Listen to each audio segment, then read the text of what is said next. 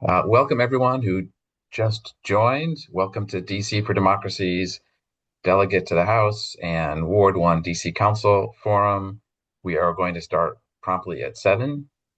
Really happy that we were able to do this remotely so that you did not have to go out on a cold night and find your way to a place in a parking space and then walk through the cold to get here. So, uh, glad you were able to join us from the comfort of your home. Oop, I did not try to do that.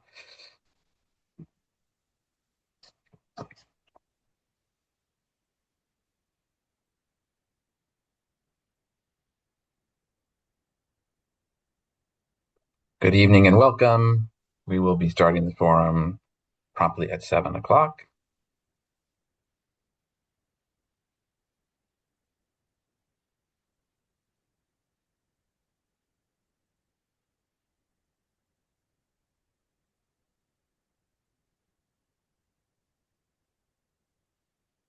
Mr. Matthews, I did not know that you were coming tonight because you had said you were going to be out of town, I thought.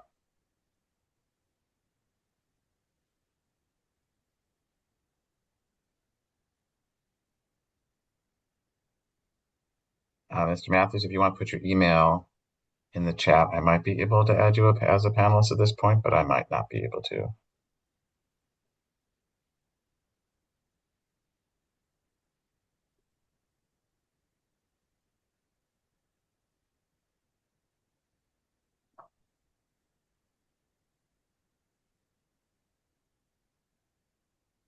Welcome, everyone. We will be starting in just a few minutes. Oops, I keep doing that. I'm not trying to do that.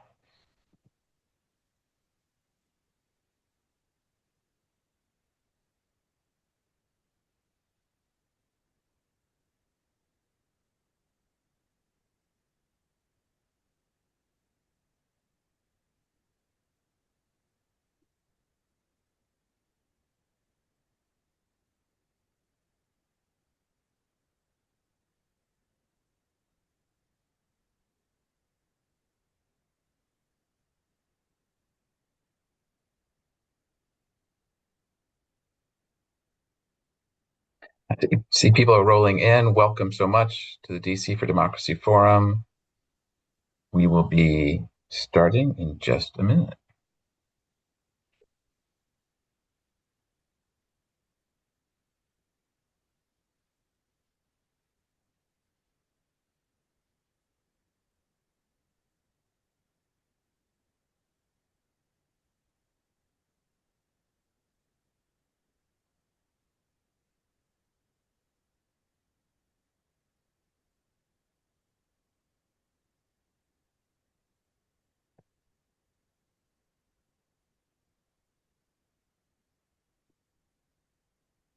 All right, my phone says 7 o'clock, and we got a lot to cover tonight. So we are going to go ahead and get started, knowing that some people are going to continue streaming in. But for those who are already with us, well, welcome to DC for Democracy's first forum of calendar year 26, the 2026 election season. Could be the first candidate forum anywhere in the city this election season, but that doesn't matter. You're here, and this is our first forum. We're here tonight to hear from candidates who are running to be the delegate to the U.S. House of Representatives, and for candidates who are running to be the next Ward 1 DC Council member. We will have the first hour of our forum focused on the delegate race, and the second hour from 8 to 9 on the Ward 1 race.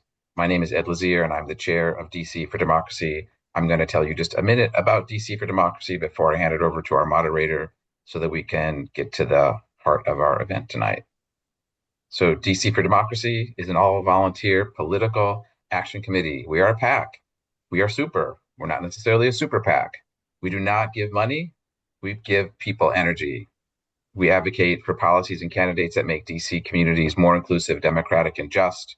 We do that through informational events like this candidate forum tonight, which is, of course, open to the public. We endorse candidates as well, and those endorsements come from the vote of our members. After those candidates have been endorsed, we knock doors and do whatever we can to help those people get elected. When it's not a campaign season, we partner with coalitions like the Fair Budget Coalition to get engaged in advocacy campaigns around the city's budget or policy campaigns to make the city more equitable. You'll hear tonight more about DC for Democracy and about how you can join and get involved in the work that we do.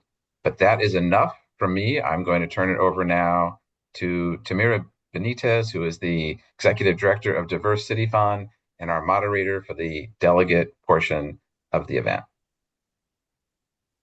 Thank you so much, Ed and DC for Democracy. It is my honor to be here with y'all today. To begin, we're gonna go over to some through some ground rules. Ed, if you'll do me the honor to switch to the next slide, please. All right, ground rules and also agreements. Let's go for agreements too. The 5 questions you're going to see here today that will be responded by the 9, potentially 10 candidates that we have today are questions that DC for Democracy and the pre-submitted questions that the members provided. Each one of the candidates, the 9, potentially 10 candidates that we have here today, will have 60 minutes that will be strictly enforced, meaning we got some answers that we need. Y'all knew that 60 seconds was what we're gonna be able to give you, and we'll be muting some people as we go if needed. Audience, couple housekeeping rules. Well, not rules, agreements. Captions will be enabled. We want to make sure everyone can follow along. The chat will be open for y'all to use. Engage in there. We do want to make sure that we use some rules of decorum in here, agreements of decorum. We want to make sure that any questions and engagements to individuals or groups are done respectfully. So thank you so much in advance for doing that with us. Also, use the hashtag DC Decision 2026, as you see right there in the slide. And to let you all know, the candidates submitted answers to questions we provided. You can find those questions. You can find those questions in the chat. We're gonna drop the link in the chat. Endorsement right there is missing an E, but you'll get the link in the chat. Also, follow us. Follow DC for Democracy. We are on X and IG. You can find us at DC4D. DC for Democracy, and please go ahead and use the hashtag as you go along and talk about this event today. Talk about the questions that you're hearing. Talk about like your opinions about what's going on. Let's see. I think beyond that, we are ready to engage. We are ready to go. We are ready to go, my folks. So we're gonna get started with the first question, which it is simple. Please introduce yourselves to the DC for Democracy community and share what will you do for DC as a delegate. We are going to get started with candidate Vincent Morris, who I'm going to spotlight in a second here right now. And boom, you're with us now. Thank you, Tamira. Happy to kick this off. Thank you to your organization for sponsoring this. Briefly, I am a longtime district resident. I'm a father of 3 daughters who went through DC public schools. I'm a former district government employee and also a former congressional employee. And it's the mix of my commitment to this city and my love of this city and my knowledge of how things get done in this city that has prepared me for this position. I believe very strongly that we can achieve statehood, and we can certainly minimize the types of intrusions that we've suffered under the last 12 months. And I know how to get us there, and I know how to deliver it. And that is my overriding goal. And that is what I commit to everyone that I've spoken to is I will get us less interference from Congress and more independence.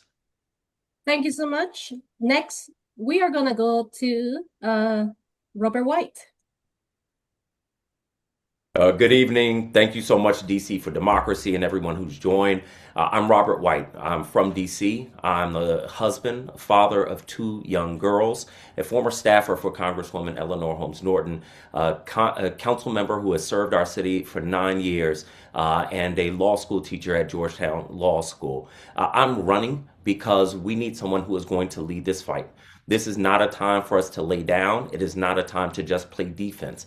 This is a time for someone who understands the rules of the game, the halls of Congress, to go and fight for our city because we are tired of being pushed down on. We are tired of being used as a petri dish. And we need someone to take the torch that Congresswoman Norton has carried for 3.5 decades and lead it into the future. That means organizing in DC and out of DC to protect our city. That means organizing within Congress to get advocates to help us, allies to help us. And that means protecting families who right now are afraid in the streets of their own city. And I hope to have your vote. Thank you so much, Council Member. Next, we are gonna go to Deidre Brown. Good evening, and thank you, DC for Democracy, for hosting this very important conversation. My name is Deirdre Brown. I am a Ward 3 resident. I am a civic organizer, a small business owner, and a third generation Native Washingtonian. Tonight, I'm here to ask for your vote because we need a delegate who will fight for us in Congress, who will understand what it means to take power and hold it, not give it away. I don't believe this seat is a do nothing seat. I think the seat is something, if depending on how you use it, it can be quite effective in ensuring that DC has its autonomy and voice at the table when it matters the most. Thank you. Thank you so much, Chairwoman Brown.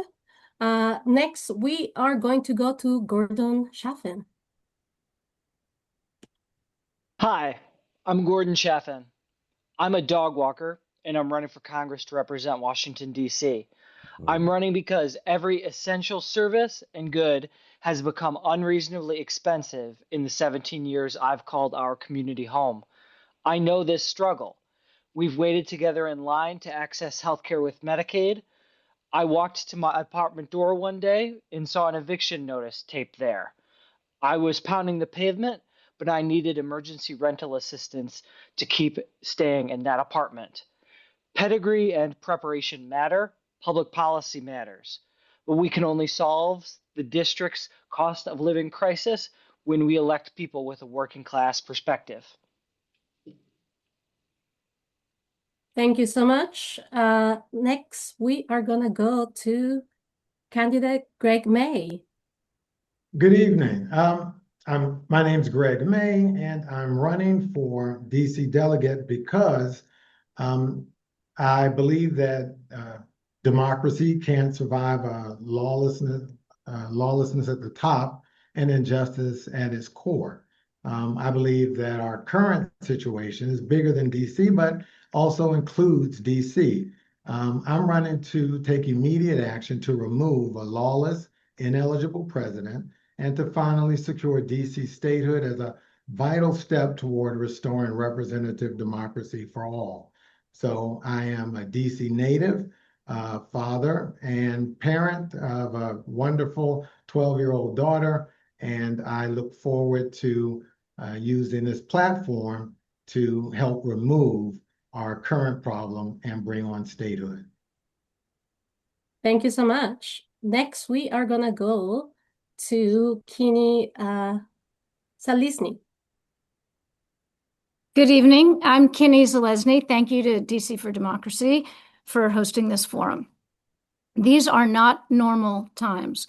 We have a president who takes what he wants by force, whether it's the oil fields of Venezuela, the bodies of women, or the streets of Washington, D.C.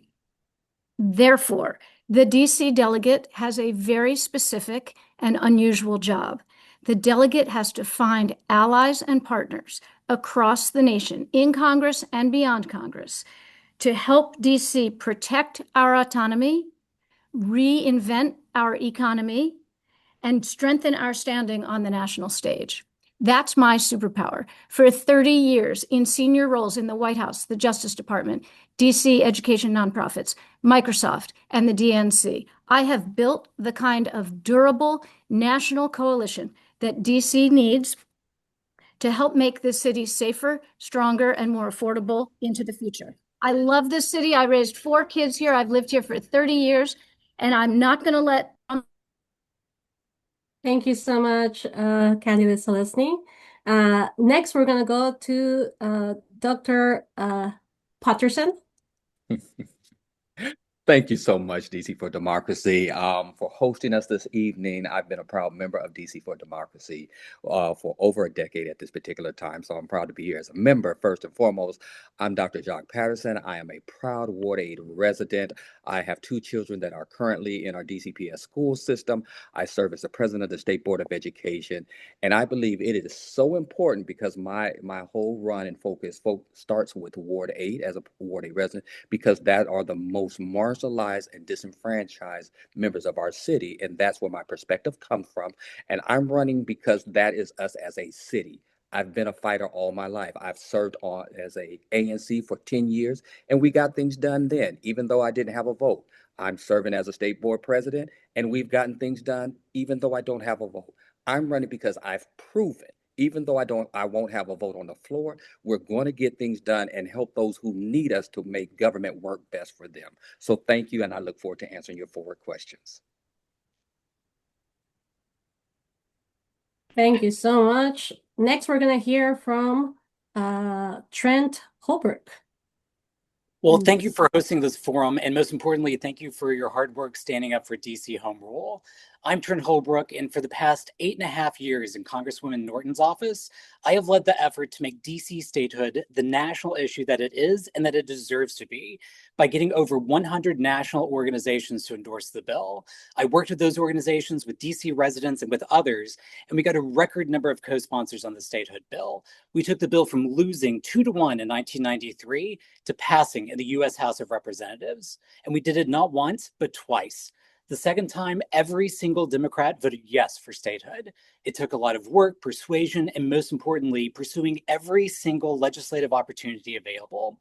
I've been the leader in Congress as well, defending and advancing DC Home Rule. DC is under greater attack than at any time in recent memory, and possibly since enactment of the Home Rule Act in 1973. But this is because we are so close to statehood.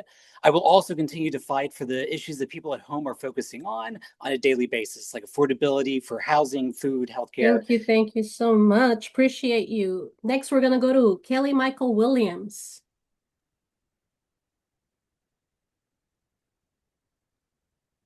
There we go. Thank you for DC for Democracy for having this forum. Today, this election is about humanity and missed opportunities.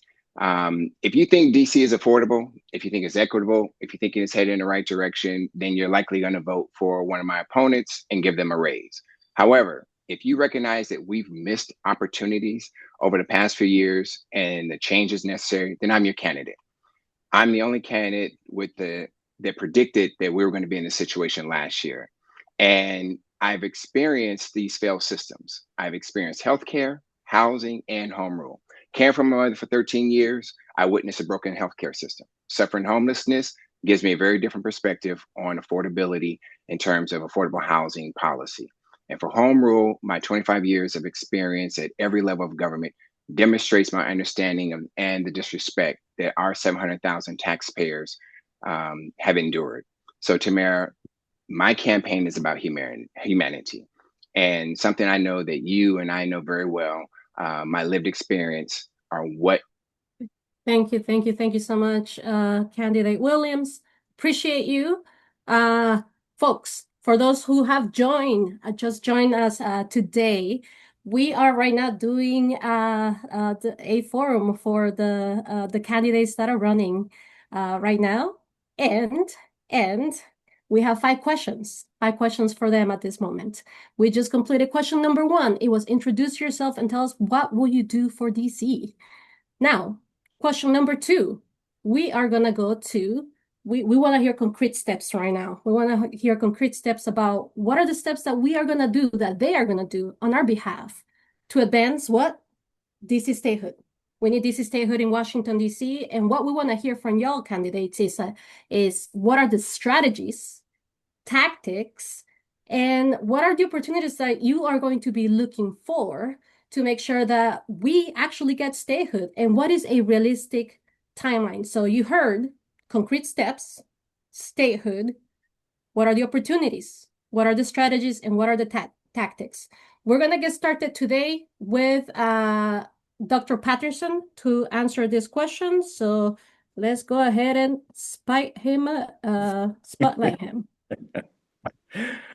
Thank you so much, and I'll be within the time limit. But concretely, what I'll say is that we already know the. Give me one quick question, Dr. Patterson. I'm a hold. We Yes, want to make sure people see you. We want to make sure people see you. Okay. Fanya. There you go. All right. I appreciate Go ahead, doctor. So again, Dr. Jock Patterson, Ward 8 resident. What I said in my question when you guys sent it to me is basically concretely, we already know that residents of District of Columbia know what we're underneath and how we are being disenfranchised. What I responded with is that what I will do is go out to every single state, visit every state house, and to make sure that people understand the conditions. Most of the factors is that most people don't understand the District of Columbia and its governance. And so we have to educate people who live outside the district that can inform their legislators and their voters who eventually have to pass a resolution for us to become a state. So I'm dedicated to going to visiting every state house in our union to make sure they understand and seeing if I can get resolutions in support of statehood for the District of Columbia. That's what's up, even with time to spare. Next, Chairperson Williams, you know you're coming up. Thank you. And let us spot you. Almost okay. There we go. We're going to get good at this. There we go. All right. So I have pretty much a 3-point plan of how we're going to get statehood. First is we'll reintroduce the legislation. But one of the first things I want to do is strengthen home rule. So once we get to Congress, we're going to strengthen home rule. We're going to make and stop the ability for the federal government or the chief executive from being able to put federal troops on our street and take over the National Guard. We're going to give that responsibility for the National Guard to our mayor. We're going to then also put and establish a statehood transition commission. We're going to do a home rule protection and anti-interference act, which simply will mean that we will eliminate Congress's ability to put riders on our budget, to be able to do anything that is going to impact us financially and economically. And then eventually, in the coming days or coming years, we'll be out there in the streets across the country, as well as in Senate, and having them do a hearing and pass that bill once we get it past the House. Thank you so much. Sounds a little bit like Jurassic Park, right? And it's kind of appropriate for the times right now. Candidate Selesny, you're up. Okay. And guess what? We got really good at this. Boom. Okay, great. Success on statehood is going to depend on relationships. I have relationships across the Democratic Party in the House and the Senate because I was a deputy national finance chair at the DNC. I was co-chair of Women for Kamala Harris. I know many of the Democratic leaders and Democratic House members, and it's going to start with relationships in our own party because the Democratic Party has let DC down in the past. So it's going to start with those relationships and persuading people that you can't just talk about voter suppression or redistricting if you're not putting DC first, where we don't even have a vote. We can't even get suppressed or get redistricted. We don't even have it. And they've got to put that at the top of their agenda. So that's number one. I have a second idea that goes beyond statehood, but I have already proposed to members of Congress a capital caucus led by DC, including Maryland, Virginia, maybe Delaware, and Pennsylvania. And they get benefit from being near us, but we don't get the benefit. And thank you. I'm sure you put that information in the questionnaire. So if anyone wants to check out any of the answers that the candidates are giving, it's going to be in that document. The team is going to drop the link in the chat again.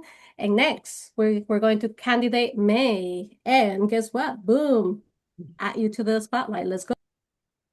I believe that we are beyond the normal processes that are most people pursue for statehood. And my 4-point plan is that we need to unseat, educate, boycott, and litigate. I think the uh, main part of that is litigation, because this is actually not a political problem. This is a constitutional problem. And actually, to ask Congress to remedy this is to pretend that we have a pure democracy instead of a constitutional democracy. I'm afraid that in pursuing home rule, we may have even created a hurdle that was unnecessary. So I think that will be the place to start litigation. Thank you, thank you. Appreciate you. We're gonna go next to candidate Chapin. Hi. So I have this framed statehood flyer. It says the time has come to accelerate the drive for DC statehood. We love DC Gala performance. The circa of this will be obvious when you list the musical numbers. The Club MTV Dancers, Patti LaBelle, and Louis Gossett Jr. I care a lot about statehood. In the 17 years I've lived here, it's caught a hold of me, and it's why I'm still here. And the reality is that DC statehood is not realistic in the short term or medium term unless Democrats win back both houses of Congress and until 2029 when there could be a Democratic president. I would focus as delegate on the day-to-day core issues that affect Washingtonians that make them live on the other side of Eastern, Western, or Southern avenues. Gracias, gracias. Next, we're gonna go to Holbrook. Great. So I know what strategies work and which ones don't work on the Hill because I've been the staffer leading on these critically important issues for the past 8.5 years with a history and record of success on them. And so I will continue the same strategies that we've used for Congresswoman Norton that worked, and of course, deploy new ones with renewed energy to advance legislation. I'll do like we've done for the last Congresses, introduce the bill on the first day that bills can be introduced, hopefully with a record number of co-sponsors, which I've helped to do the last several Congresses with other members standing up with me. I'll speak regularly on the House floor and educate other members over and over about what DC is, what DC means, what home rule is. And I'll explain because we don't have DC statehood. We don't have, for example, the vote on final passage of bills, and we have no vote in the Senate. And also, I would engage with individual Democratic members more than we're doing right now. So that's one thing that I would work on, is improving that and having one-on-one relationships with individual members, with individual Democrats, and just explain what home rule is, what DC means, and why we need DC statehood. Aye. Gracias, gracias. Next, we're not going to Brooke Pinto. They were not able to make it to this forum today, but you can find their answers in that endorsement document as well. Next, candidate Morris, you're up, and we spotlighting you. Hey. Thank you, Tamara. Very quickly, fully support Initiative 83. Unquestionable. I'm all on board with it for Phil, who asked that question. In terms of my strategy as a member, as the DC delegate, one, I would work to not just work with our Democratic allies, because to be quite frank, our Democratic allies, President Clinton, Biden, and Obama have let us down. So I will work with Republicans. As a appropriation staffer at the highest level, I saw the value of bipartisanship. So I'll bring that to the DC delegate role on day one. Second, I will work to educate and inform other members of Congress. It's much easier for them to pick on the city when they don't know anyone in the city. And then third, as your DC delegate, I will provide constituent service. I will be available, and I will bird dog challenges to our budget and appropriations process because I understand it better than anyone else. Aye. Thank you so much. Councilmember White, you are up. Thank you. Both of my grandfathers fought in wars in other countries just to come back to DC and lack the rights of other states, and we are out of patience. So here's what I'm going to do. After we win the primary in June, I'm going to help rally DC residents to all of the swing states and swing districts because there's nothing more critical to our fight for home rule and statehood than winning back the House and Senate. From there, we're going to elevate the discussion about DC statehood nationally to make sure people who are fighting in redistricting fights understand that DC becoming a state matters a whole lot more than a couple House seats. Two Democratic senators representing the District of Columbia means that we are going to protect democracy. The thing that we can answer now that folks could not for the past decade is why it matters to someone in Oklahoma or Texas whether or not DC is a state. But today we can answer that question. It matters because there would be two Democratic senators who would help to protect democracy. And because they care, they will engage. Very good, and thank you. Gracias. And last but not least, Chairperson Brown, you are up. Thank you. So home rule is a necessary first step, but it's not the solution. We don't need stronger home rule if we are a state. We need statehood so Congress can't override us at all to begin with. Relationships matter, but relationships without leverage don't move votes. Statehood advances when Congress faces preparation, pressure, and political costs, not just being familiar and having friends. My strategy is sequential. First, defend home rule aggressively by identifying federal interference early and stopping it before it advances. That protects residents now and prevents further erosion. Two, restore DC's voice at the table, starting with securing the delegates' vote in the Committee of the Whole and fighting for full participation so DC is no longer treated as a spectator in its own democracy. And then third, turning interference into leverage, using each override or rider as proof that home rule is structurally inadequate and statehood is the only durable fix. Home rule is the bridge, statehood is the designation, and a real vote. Thank you so much. And Chairwoman, Chairperson, apologies for not having your presence in this space. We got 3 more questions and we promise we're going to be spotting you there. So thank you so much for your patience. Appreciate you. All right, we're going to go a little bit off script for like 20 seconds. And you're staying here with me for a little bit since we didn't put you up for the time that you were talking.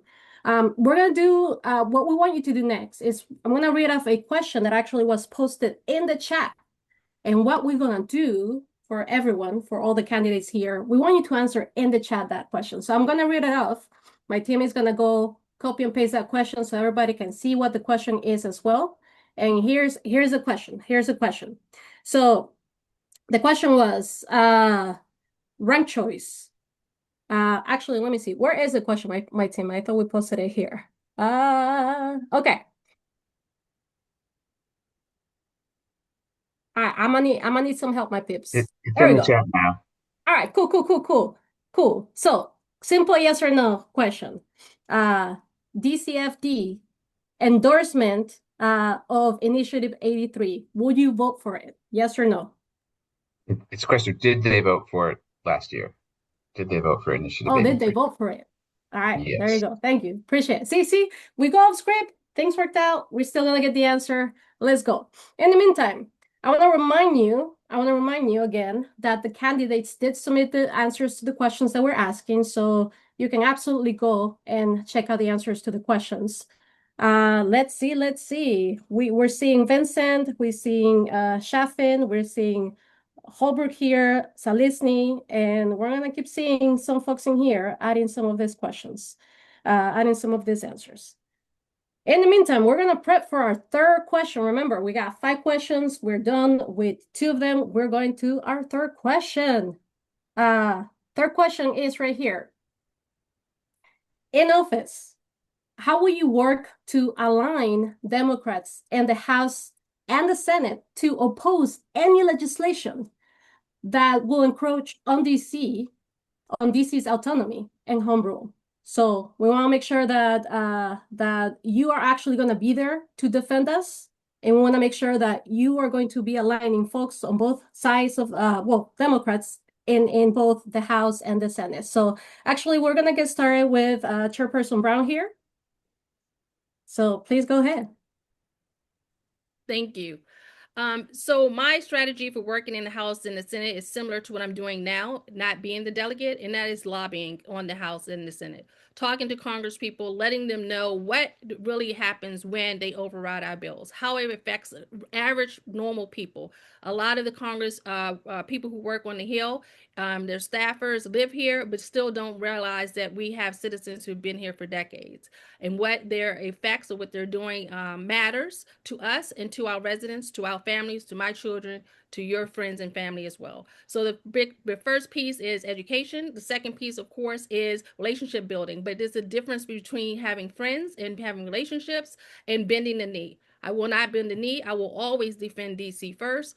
No matter what happens, I am here to defend you. Thank you. Thank you so much. Appreciate you.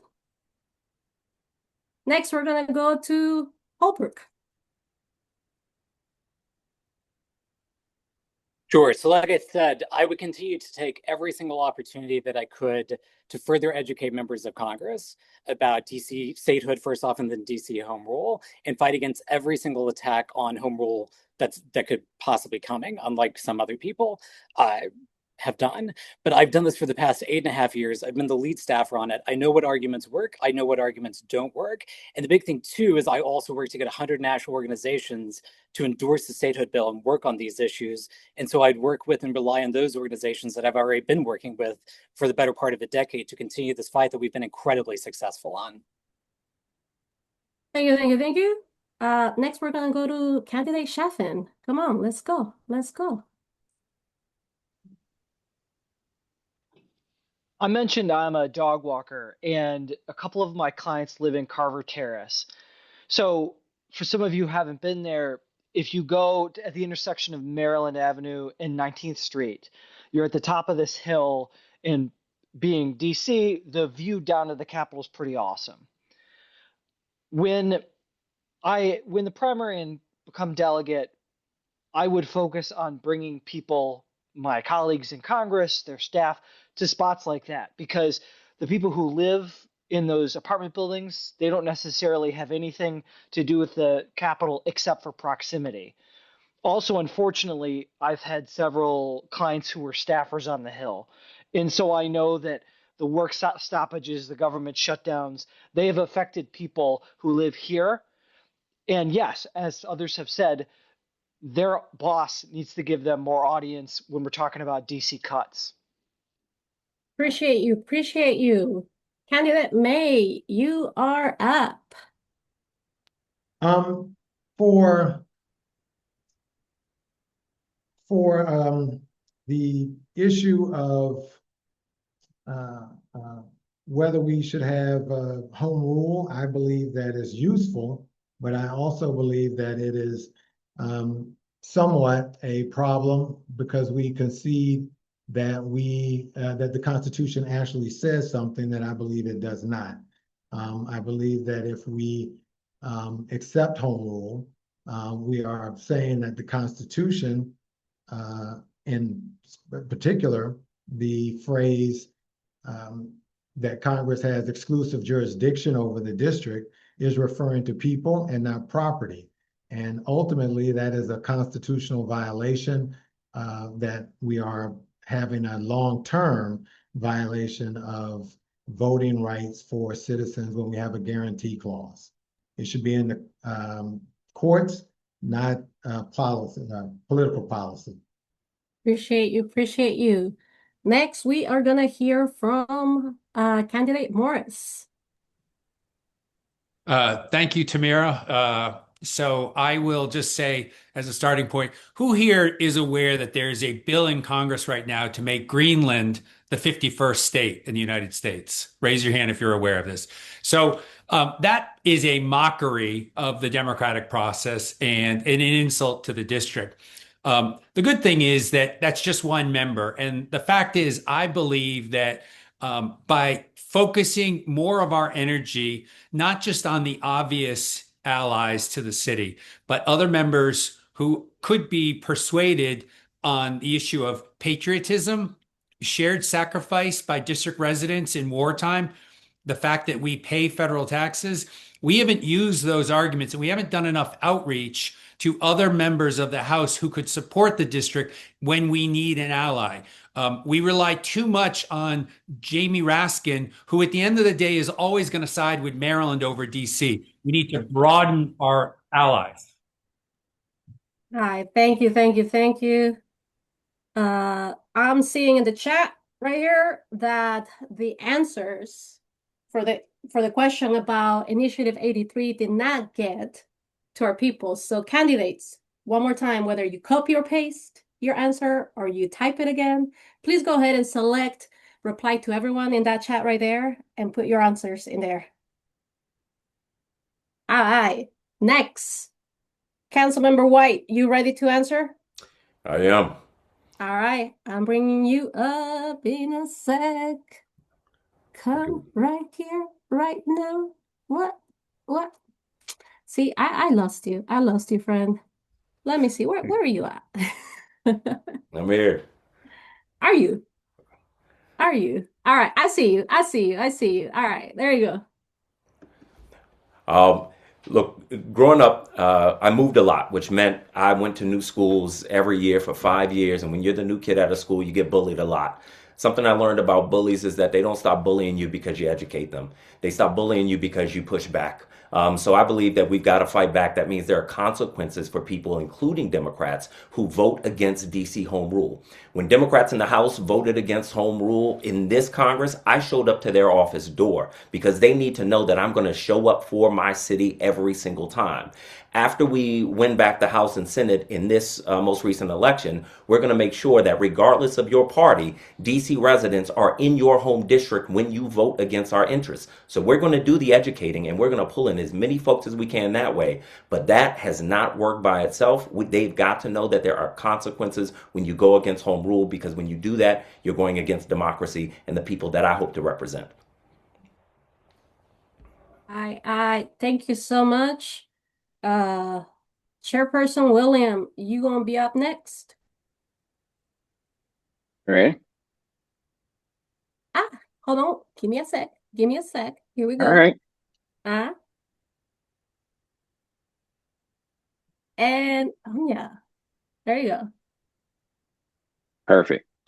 So I'm going to build on my existing relationships, both in Congress and in the DNC, to establish a more working coalition, as well as making sure that all of the DC pro statehood civic organizations and groups, that we are moving together and lead this effort to move in one voice so that we can coalesce and move from our elected officials on down. And at the same time, go out and, as my other colleagues have said, we're going to hit every other member of Congress who is voting against, who did not support, both in the House and the Senate, to make sure they understand the consequences of not supporting our residents, our taxpayers here, the same way we support their taxpayers and their residents in their state. We're going to make sure that we push it, and we're going to push hard. And I agree that you have to put a bully and hit them in the mouth. We're not going to acquiesce, and we're not going to sit back and let them continue to bully us around or push us around. We're going to go out there and we're going to go full force. I thank you. And community, we're going to do a quick little transition here with my team. See, my hands are right here. They're going to be spotlighting the next person, Zalisny, because they got a little bit more capacity than me right now. So, candidate Zalisny, you going to be up in a sec.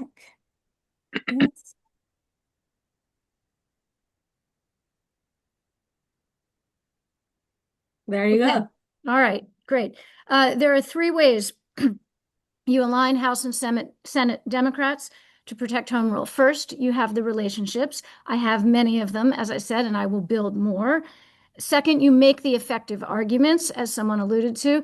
Number one being that there is no other democracy on earth that denies the residents of its capital city the right to vote in the federal legislature. There's no constitutional reason for it. There's no statutory reason for it. It's just a political blocker, and so we need to take political action. And the third way you do it is because your arguments may be very eloquent and very heartfelt. But if you don't get to the influencers of those House and Senate members, you won't win them over. So you have to know who their funders are, who their constituent groups are, who are the influencers in their districts that shape the way they think. And you get to those people, you win the fight. Hi, awesome, awesome. And last but not least, Dr. Patterson, you are up. You see my hands right here? I'm not spotting you. I'm not spotlighting you. Someone else. Someone else. Almost there. Hey. Okay. I'm loving your energy tonight. So I just want to say that first and foremost. I'm going to talk very quickly about when this did happen, a story of how we got to where we are with a lot of groups that are out in the streets right now. When Congress took $1.1 million away from us, me and my friend who's on the state board with me, Joy Johnson Law, we said we're not going to stand for it. And within 48 hours of her and I talking, we got together and talked to a bunch of different groups, and we took 700 people down to the Senate, to the Hart building, and protested. And we're talking about children that also came. And in that evening, by taking people there and showing them what is the repercussion of when you mess with the autonomy of the District of Columbia, the Senate that evening also passed their bill. Now we were behind the ball when they actually, the House had done it, but we were able to show them exactly what happens when you do something in the District of Columbia. And I believe that was the catalyst that started all of the marches that we have now. So you show up and you tell them what will happen if you mess with our autonomy. I thank you, Dr. Pattinson. Applause, because we are done with 3 questions out of the 5 that we were going to ask. So before I ask the 4th question, I want to remind you all that DC for Democracy, we hold forums, we do endorsements for candidates, we knock on doors, we engage in advocacy campaigns around economic, racial, and social justice. And I mean, we're doing this. So there is no membership fees. To join, you simply just only have to attend monthly meetings. There will be one, February 11, which will be the endorsement meeting. So February 11, endorsement meetings. And what you need to do to be able to join that meeting and also be part of that is you gotta sign our values at dc4democracy.org. That address is gonna be dropped in the chat because sometimes people don't understand accents, and that's okay. So we won't put that information right there. All right, cool. So, 4th question. What have you done? And this is like history. What have you done to oppose congressional and federal executive branch interference in local DC policies, DC policy issues, especially last year? We know how 2025 went down. So, what have you done? This is history. Not what will you do, but what have you done? We are gonna get started with Councilmember White. Let's go. Boom. When Congress stole $1 billion from the district last year in March, I didn't write an eloquent letter. I didn't put my head down and run scared. I pulled our elected officials together, the mayor, the council chair, and Congresswoman Norton, for a press conference that captured national attention and allowed us to capture the narrative so that people understood what was happening in D.C. What leadership does is not seek the spotlight, but sometimes do what is best for the city. And even when there were no other members out and about, I would continue to go back to Congress, knocking on doors, meeting with both Democratic and Republican offices to make sure they understood what was happening to DC and what the consequences would be. Even today, I stood in front of the Wilson building to speak out against ICE in our city. So at every point in time when the city needed someone to push back, I've showed up to that fight, and now I want to do it in Congress. I thank you so much. And I just got a text. Someone told me it's not okay that people don't understand accents. So people get with it. It's not okay that people do not understand accents. Okay. All right, cool. So you'll see the question in the chat. Next speaker up is going to be candidate May. Awesome. Well, I'm not an elected official, but I've definitely been participating in a lot of the current activities to make my voice heard. My main campaign sign is that says that pretending Trump is eligible to hold office is why the insurrection continues. With that in mind, I am working on having as many people as possible help remove the ineligible president and cabinet members, as well as members of Congress, who are definitely ineligible as of January 6th. So my campaign is focused on first things first. And if we don't remove the current administration, everything else below that doesn't work. We can't have the solution when the problem is not being addressed. Appreciate you. And I gotta put my hands up here because I be spotlighting people. Who's gonna be next? It's gonna be candidate Chaffin. Let's go. Let's go, local dog walker. So I spent today freezing my butt off in the 20-degree wind chill, and I'm grateful that my job allows me to move around. There's some roofers in a Michigan Park community near my morning dog walk, and those roofers are exposed all day. I have tried very hard to engage myself in the Free DC movement and No Kings protests. I've just had terrible timing. No Kings weekend, I was dog sitting across the city. The ability for whoever is elected to improve the lives of Washingtonians depends upon their perspective. I represent, in what I've been doing now, pounding the pavement, represents how most people engage. They listen to WAMU for half an hour, they vote. I would bring that perspective that is ultimately about getting things done when we need to. All right. Candidate Selesny, you are up. Thank you. I would just challenge those of you who are already holding elected office in DC that it's fine to say that you challenged DC overreach after Trump came to office, but do you take responsibility for some of the positions that DC Council and other entities passed and drew attention to DC and caused the Trump administration to take such a hostile and aggressive stance toward us? Now, I, of course, have been part of all the protests and all the outrage since Trump was elected on behalf of DC. But I fought against Trump coming to power as hard as anyone in this country. Since 2021, I was rebuilding the Democratic Party's efforts, mobilizing voters way back before it was before it was even the midterms, in order to prevent Trump from coming back. All right. Thank you. Chairperson Brown, let's go. Are you ready for me this time? We ready? Okay. So I fought for democracy by acting when others are still talking.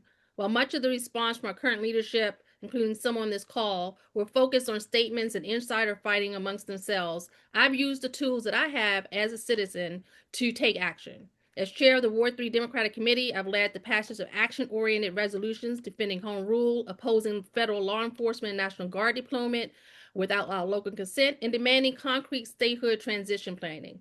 These aren't symbolic, they're designed to educate residents and pressure decision makers. Talking is easy, defending democracy requires action before it's too late. That's what I've done, and that's what I'll continue to do as your delegate. 15 minutes to spare. Thank you so much, Chairperson.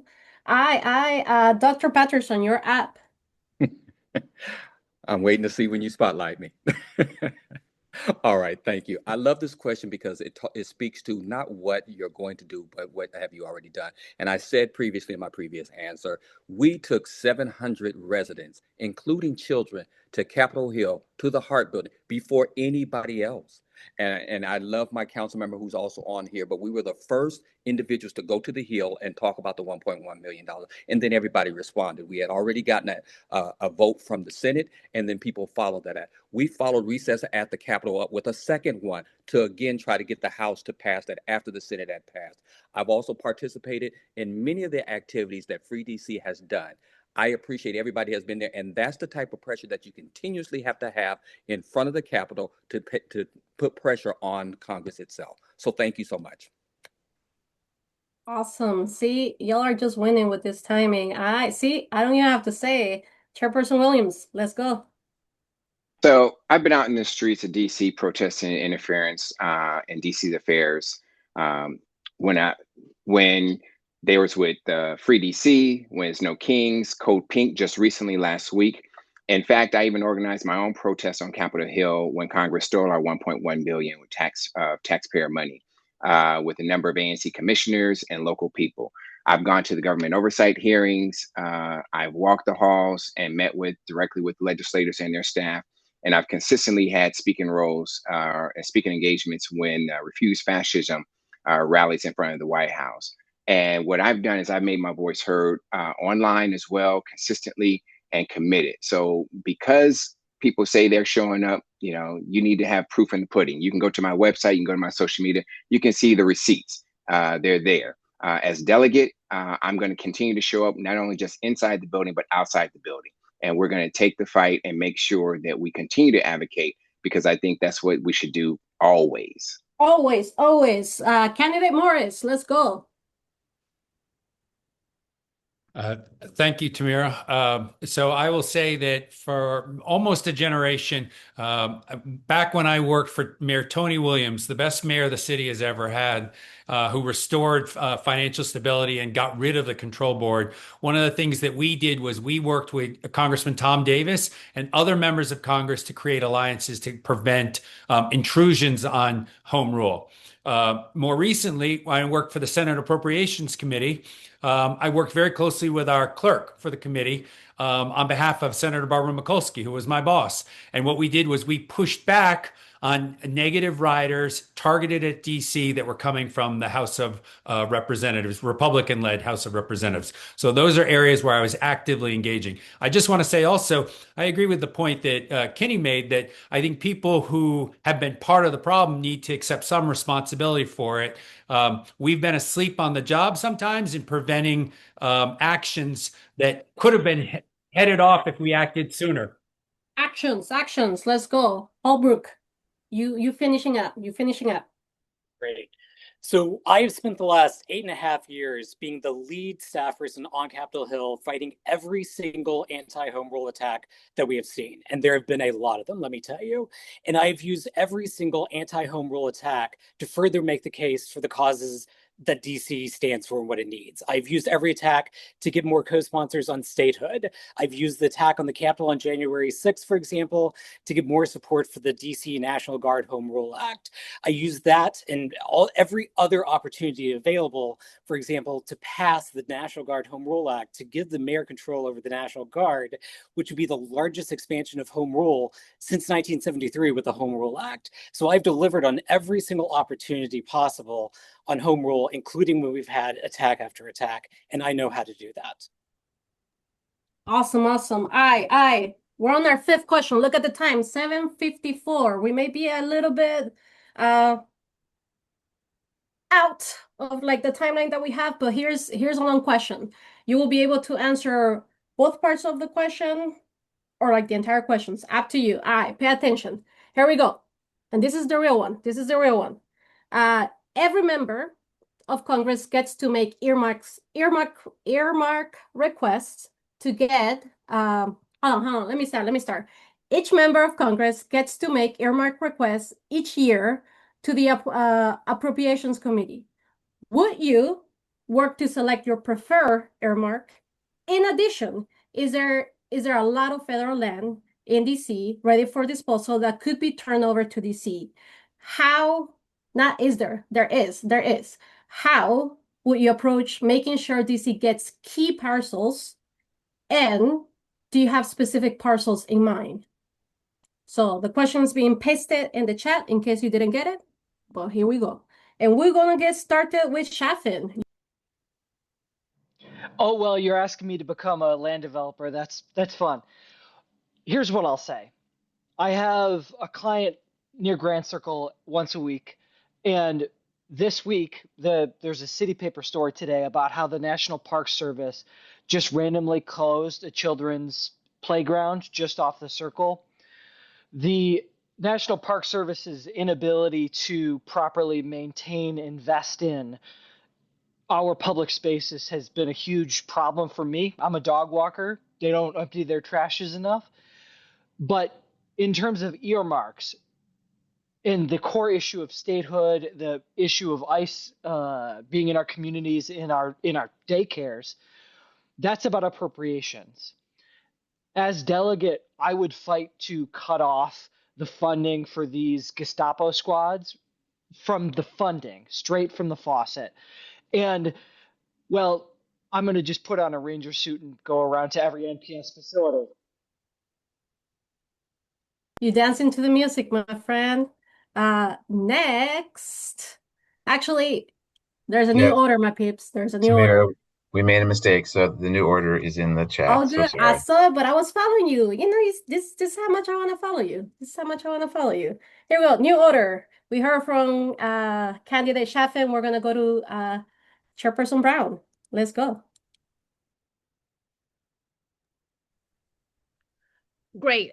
So I think that earmarks, first and foremost, should reduce federal leverage over DC. So not just about funding particular projects. So my priority would be request strengthening local control. For earmarks, I would be looking at things that help with DC's justice, public safety, infrastructure, court facilities, things of that nature. When it comes to federal land, I would request funding tied to land that we can use to build more affordable housing, bring more jobs to our residents, ensure that our own residents are able to utilize and use the land, that we are employing our subcontractors here in DC, not outsiders, that we also are respecting the environment when we are developing and looking at the transit needs around these type of developments. I don't have a specific piece of land in mind, but my goal will be to make sure that any transfer of land is equitable and to the benefit of DC residents. Thank you, thank you. And we do be needing that land. Next, we're gonna go to Salesny. Let's go. Okay. I think it's critically important to get the right earmarks for the city. And those would be for programs in housing, healthcare, education, crime prevention.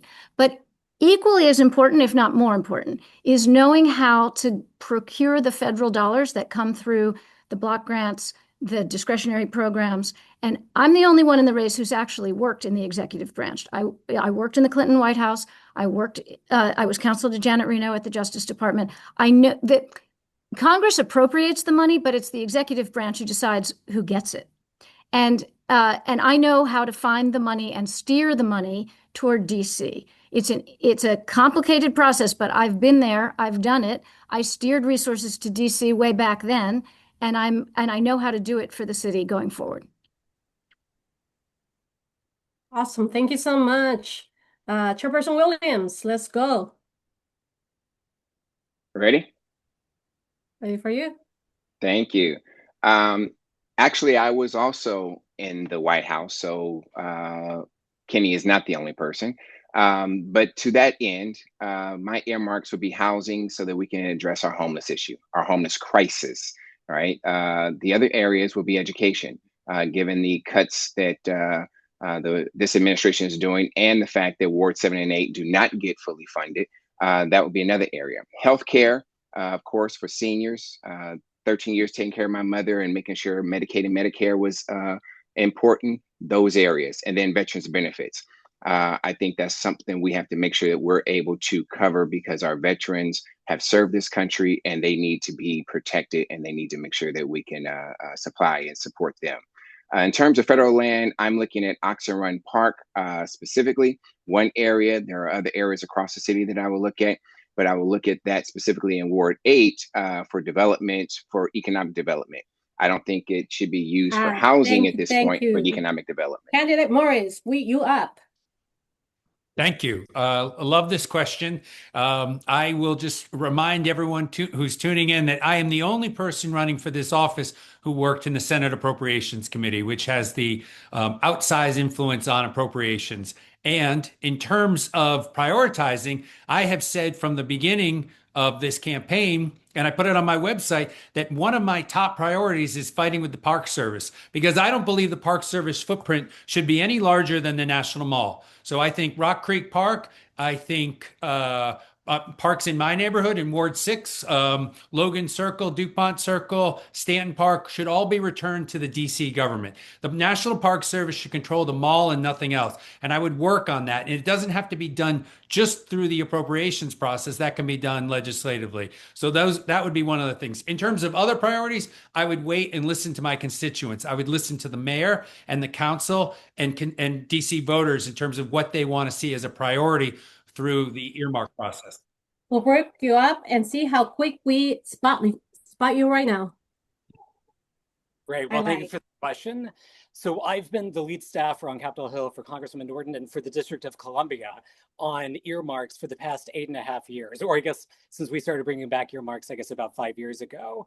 And the first thing that I would say about this is it's an extremely frustrating process, knowing from the inside. And it's primarily frustrating because of Republicans. Republicans, when they came in the majority, changed the process and made it where nonprofits largely couldn't even apply for earmarks. So I've worked with numerous DC organizations all across the district, helped them with their applications, worked with them, talked to them about the process, explained what we looked for, and how everything works, essentially. So I know how to do that. I've also worked with Congresswoman Norton on federal land transfers, including the transfer of RFK. I would continue to do that and seek every opportunity I could to transfer as much federal land over to the district. And I would work with the district government and elected officials to prioritize what they think is important, because they're the ones who represent the people who live here, and they should be part of that process as well. All right, Councilmember White, let's go.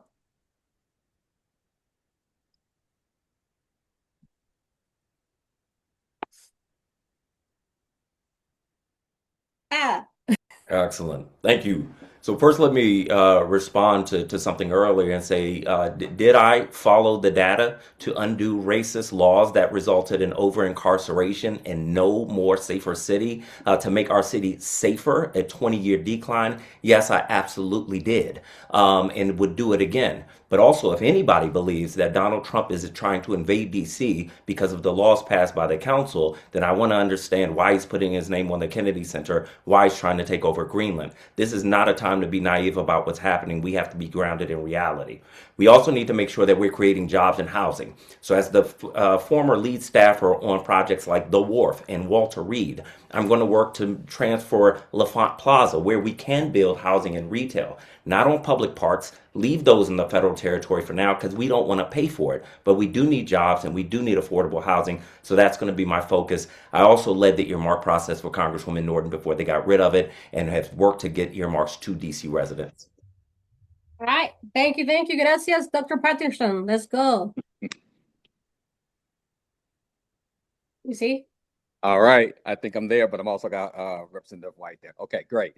I'll be very quick. As a father, I came here as a single father with a young lady, and when she got to high school and got ready to go to college, I'm going to give our Congresswoman her props for the DC tag. My daughter was able to go to college because of DC tag.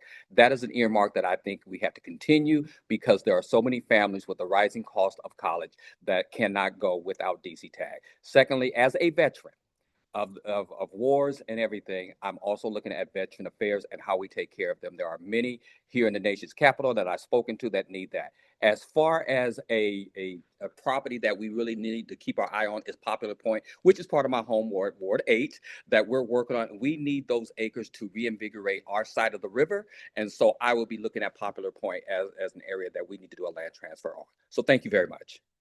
Thank you, Dr. Patterson. Last but not least, candidate May, let's go.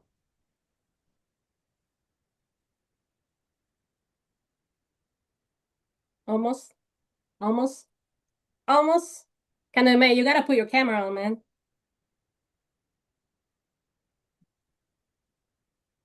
Aye. You with us? You with us at 1, 2, 3. I'm going to 5, 4, 5. All I got is to thank you. Thank you. Wait, you here? No? All right, cool.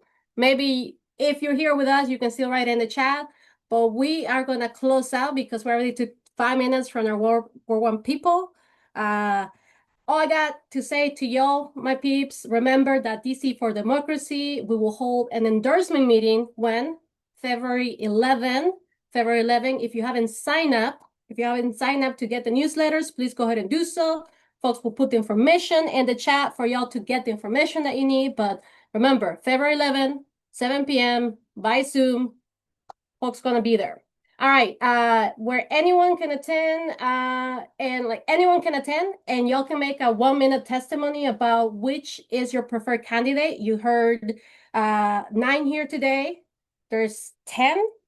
I want to say we got 10. We got a good number of folks, but y'all heard answers in here. You also can read the endorsements. The chat will have that information there as well. But by attending tonight, you will also get the information. So you don't really have to go and sign up. You should go and sign up for DC for Democracy so you can get that information. But thank y'all. Appreciate you. Y'all saw we did some 5 questions plus one more. Some strategizing in there, but we got it done and you got your answers. All right. Thank you so much. Appreciate you. And now you're going to hear from Ward 1. Ed, is it back to you or Kesh? Ed, Kesh? Back to me for a minute. Yes. All right, cool. Thank you. Let's give some love in the chat, continued love in the chat for Tamira Benitez, who was awesome. Thank you so much, Tamira, for leading us through that with 9 candidates. There was a quick question from one of the candidates about the DC for D's endorsement process. It is for people who are members. And if you are a candidate, encourage members to vote for you. The way it works, our members will be allowed to vote for as many candidates as they want to endorse, that they think we should endorse. And any candidate who reaches our threshold of 2/3 of members voting for them will be endorsed. And with that, I'm going to turn it over to the Ward 1 moderator, Kush Karod. Good evening, everybody. Round of applause again for Tamira and the rep candidates. Thank y'all so much for joining me today. We're going to talk about the Ward 1 race that is coming up. We have about 4 candidates with us. As you all know, Ward 1 is in such a crucial moment. We are dealing with a housing crisis. We are dealing with ICE on our streets. We are dealing with jobs that aren't paying well, and now is the time for us to have a candidate and eventually a council member that reflects those values. So I'm bringing all 4 of our candidates up here: Aparna, Rashida, Jackie, and Miguel. Welcome, everybody. Just to start off, let me share some ground rules with everybody. Number 1, the questions are from DC for Democracy, and they're pre-submitted. 2, we have a 60-second limit. Outside of the introduction, we have a 60-second limit. And I don't know if y'all were here for the rep section. It's strict. It's not up to me. They start playing the music, and it's really hard to talk over it, and it does not look good when you're trying to talk over it. So don't get mad at me. Get mad at whoever's doing the music.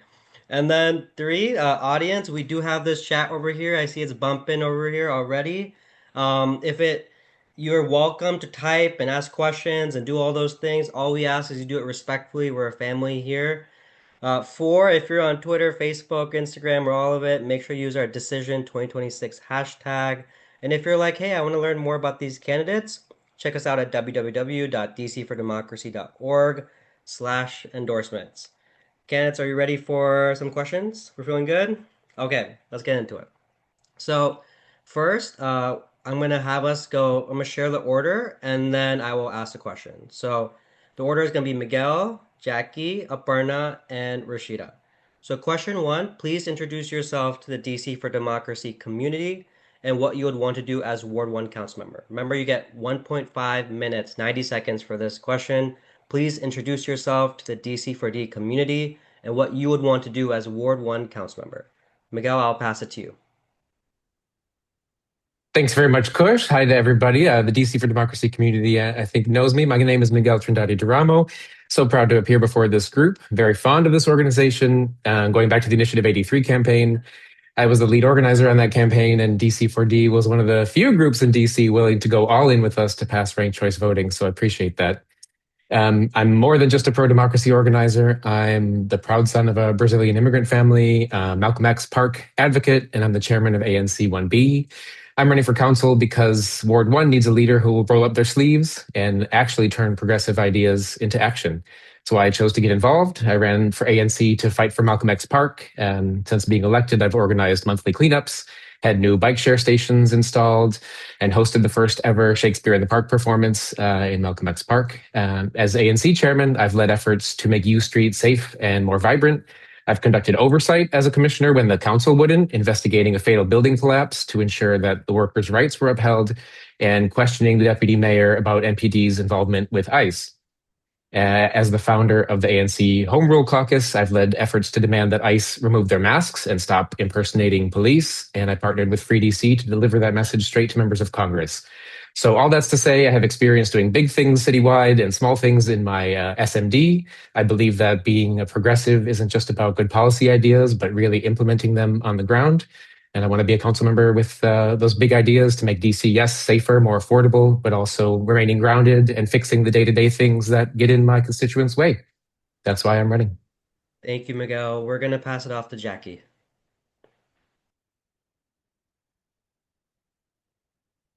Hello. Buenas noches, and thank you, Democracy. I am Jackie Reyes Llanes, and I came here in 1990 as a young immigrant woman that didn't speak any English.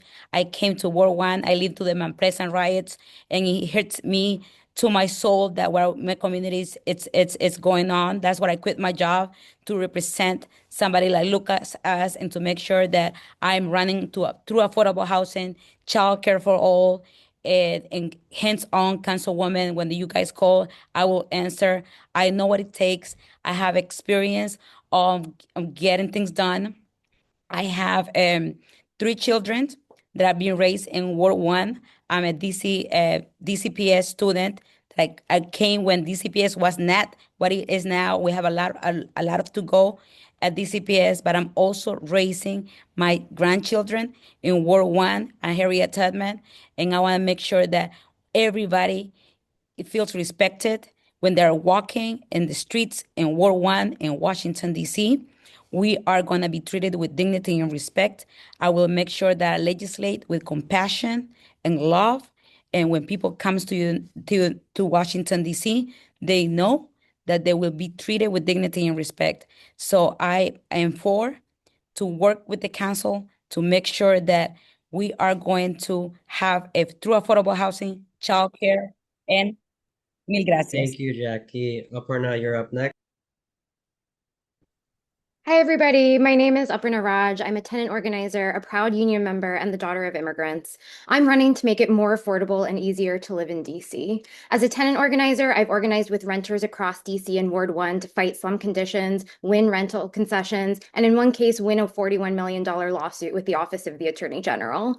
As a union leader, I bargained for better pay and benefits for my coworkers and I've marched, picketed, and rallied with restaurant workers, federal workers, teachers, and other workers fighting for a dignified workplace. I've walked my neighborhood to keep watch out for ICE, delivered groceries to seniors, and volunteered to make sure that students can get to school safely. And over the years, I've organized with DC for Democracy to help elect strong progressives like Zach Parker and Janice Lewis George to pass and defend Initiative 82 to raise the tip minimum wage and to protect tenant rights like TOPA.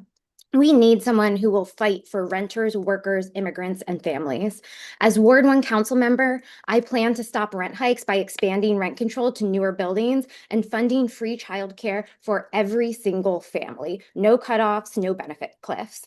I will fight to raise wages and give workers more power on the job. I will fight for DC autonomy by strengthening our sanctuary status, ending MPD collaboration with ICE, and supporting federal workers. This moment is bigger than one campaign. It is about building our progressive movement. And I am so excited to be with DC for Democracy today because you all are such a huge part of that. Thank you so much, Aparna. Also, heads up, everyone here is spotlighted, so no longer having to wait to see if you're spotlighted or not. Rashida, I'll pass it to you. Good evening. I'm Rashida Brown, a 25-year DC resident, a 10-year ANC commissioner, a Howard University School of Social Work graduate, and a daughter of a proud union member who's dedicated my life to fighting for low-income residents and working families. 25 years ago, I spent my first night in Ward 1 on Sherman Avenue, sleeping on the floor on an empty apartment with no furniture, little food, even less money.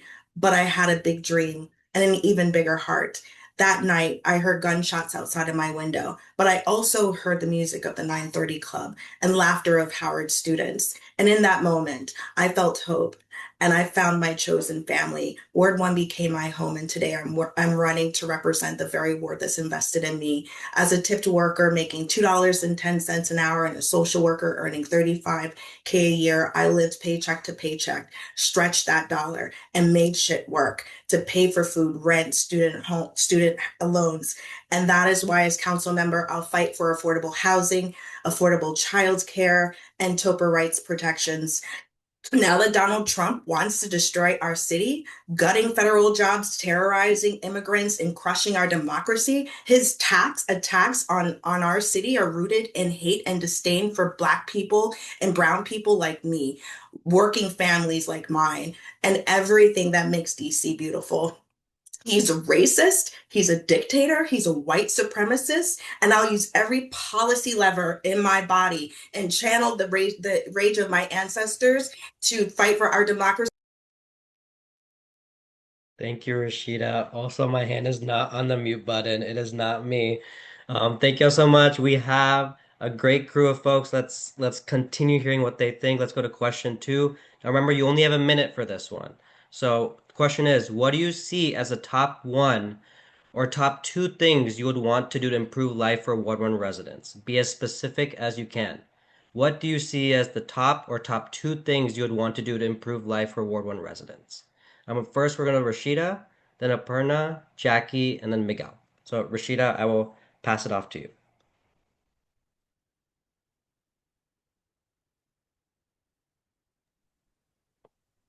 You got it. Hi, thank you. As council member, I'll fight to advance affordable housing like I did when I championed Park Morton and Bruce Monroe, 456 affordable units, 60% affordable. And I will restore protections for TOPA rights, and I will support HPAP as an HPAP recipient myself. That was a critical anti-displacement tool to allow me to afford to live in DC. Affordable housing is so important, and it is the key to making our city and our ward equitable and affordable and diverse. And as a champion of Bruce Monroe, I will ensure that we will leverage more anti-displacement tools like I did when I championed that project. I stood by the Park Morton residents, 15 families who were not displaced, and I celebrated as they entered into our new homes. We must protect affordable housing and preserve the Affordable Housing Trust. Thank you. Thank you so much. Aparna, I'm going to pass it off to you. Thank you, Krish. So we are in a crisis right now. We are in a crisis from the Trump administration, and we are in a crisis of affordability. And so my first 2 priorities as council member will be addressing those very immediate, very urgent needs. One, by ending MPD collaboration with ICE and enforcing and strengthening our sanctuary status. Ward 1 has a huge, incredible immigrant population, and we see probably 3 or 4 abductions a day. Parents are ripped away from children, delivery drivers are tackled in the street, families are torn apart, and children are traumatized. And we need a council member who will enforce the sanctuary status, who will be on the ground supporting immigrants, who will organize mutual aid out of the office. So that's one priority. And then as a tenant organizer, I have seen people living in terrible conditions and priced out of DC. So one of the biggest planks of my campaign is expanding rent control. 2/3 of Ward 1 are renters, and landlords have a 12% rate of return, which means even under rent control, your rent can be hiked up. So those are my 2 priorities. Thank you. Thank you so much. Jackie, I'm going to pass it off to you. Yes, like I have been running on through affordable housing and how we're gonna get that, extending what we have, right? And making sure that our city looks like us. We have been here since 19, second generation, third generations, but how we're gonna get that, expanding explanatory zoning, and also to making sure that we are working with the tenants advocates, that we are meeting where our tenants are having problems. We, at the Monsignor Romero, we had 70 housing code violations prior of that fire, and we make sure that the 200 tenants, they stay in the area and they came back to that building. And that happened in 2008, and we still have that. So we know when through affordable, it's happening.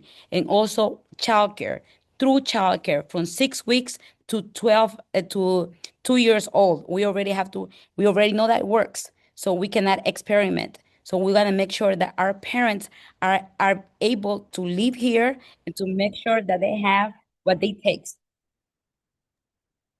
Thank you so much. Miguel, you're next. Thanks very much. I would say two things that I want to foreground really right off the bat in my term as council member are creating more vibrant neighborhoods and making our streets safer. And I want to talk about a couple aspects of both of those.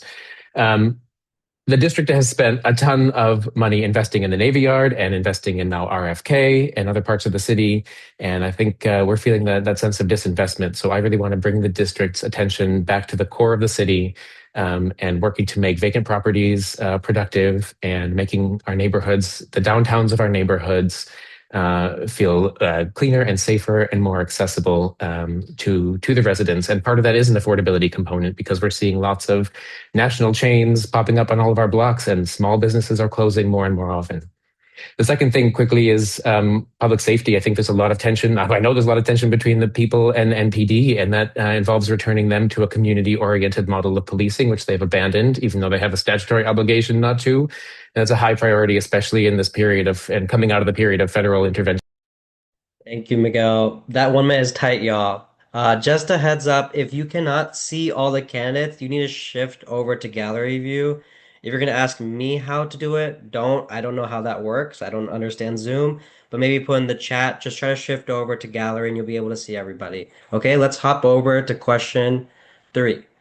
What do you see as the greatest threats to community safety in Ward 1? And what steps would you take to ensure the safety of the Ward 1 community? The order is going to be Jackie, then Rashida, Miguel, and then Aparta. Once again, the question is, what do you see as the greatest threats to community safety in Ward 1? And what steps would you take to ensure the safety of the Ward 1 community? Jackie, you go ahead.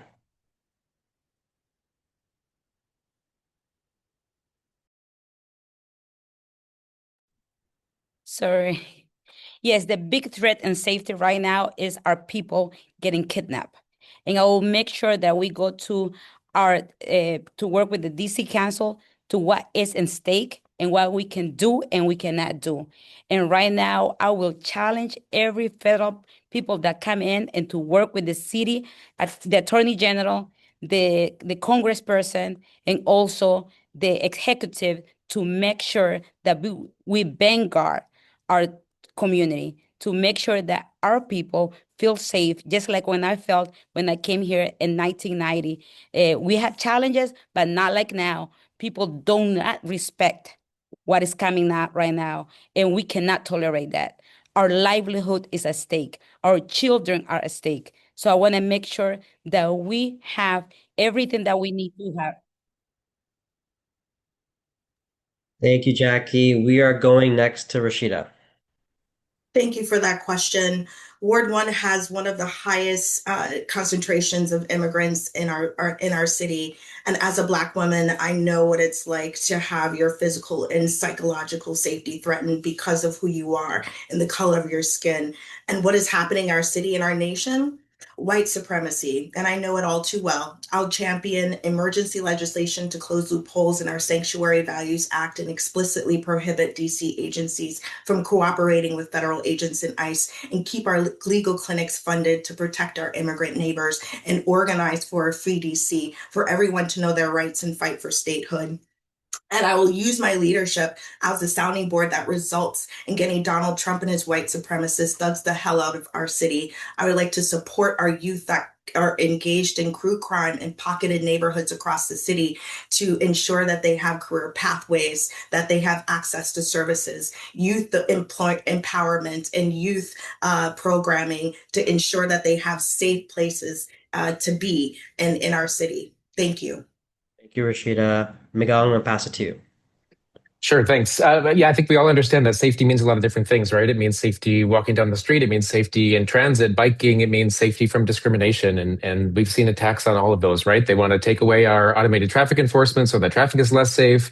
They're conducting, racial profiling at traffic stops right here on 14th Street. This has been an assault, I think, from all angles on our community safety. So yeah, definitely the federal overreach is the greatest threat to community safety. I agree with updating our Sanctuary Values Act, absolutely. As a commissioner, I've organized ANC commissioners across the city. We've called on ICE to stop hiding their faces, to stop wearing those vests that say police. ICE agents are not our police.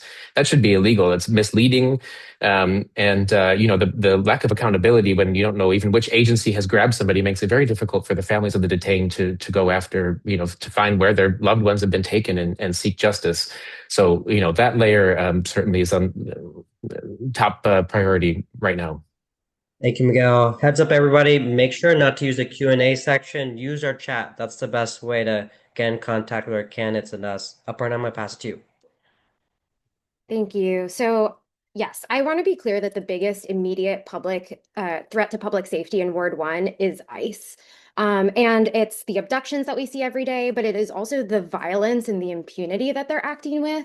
We all saw the shooting in Minneapolis. We all saw them murder a woman in cold blood. And in DC, they are running people off of the road. They are tackling people. They are smashing windows in. They are shooting at people in DC. So that we absolutely have to strengthen our Sanctuary Values Act. We have to council members have to be on the ground, communicating with schools, communicating with organizers, and organizing aid and resources ourselves.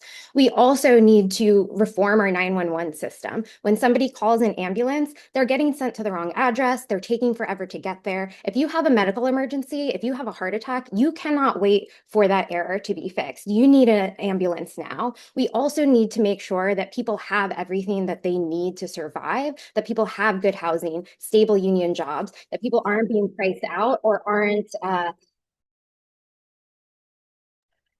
Thank you, Aparna. Let's move to question 4. Okay, this is the order is going to be Aparna, Miguel, Rashida, and then Jackie.